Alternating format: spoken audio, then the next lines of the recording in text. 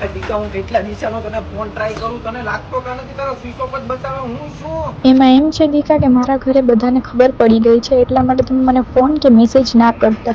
એવું હશે તો હું તમને સામેથી કરીશ, તમે ના કરતા હો. હા વાંધો નહીં, હવે હું છે ને સામેથી ફોન નહીં કરી, તું તારી રીતના છે ને મને ટાઈમ મળે ને તો એ કહેજે. બધાને છે ને મેસેજ નાખી દે, આપણા જેટલા સર્કલમાં છે ને એટલાને કે આપણે આ તારીખે ઓપનિંગ છે, બરાબર? એ કોઈને બાકી ન રહેવું.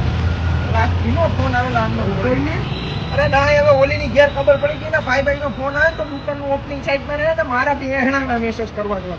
ક્યાં ઉપર દીકા હું છે યાર, તું આવતો ખા યાર, તું મને ફોન કરે ને મને લોડ આવે બાપ. આઈ હું પાણી ને ઘરેથી મારે ઉતરતું તને ખબર છે હવે કે તારી ઘેર ખબર પડી ગઈ, મારી ઘેર ખબર પડી તો મને ભલે મારો બાપ માં જ નાખે. તું રાખ, તું તારો ફોન રાખ.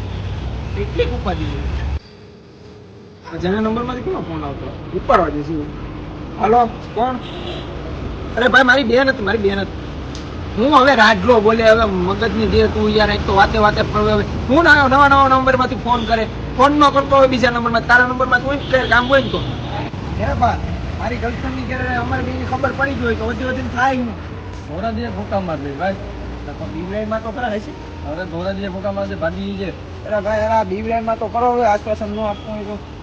શીખા તમને એમ લાગે કે તમારી ગર્લફ્રેન્ડ ની ઘરે કોઈને ખબર પડી ગઈ? અરે મને લાગતું નથી, ખરેખર પડી ગઈ મારો ભાઈ. હાજો બીજો મળી ગયો એમ?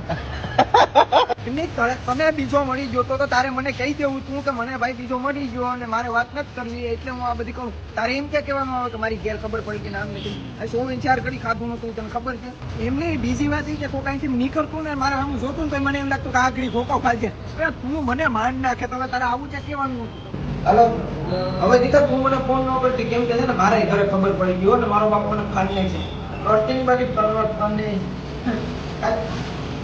કે કેમ ભાઈ નેમ લીધું ઇને બીજો મળી એક તો મને હું બીજો મળે હું ધરત કરતો ઓહો તે મને ઓકે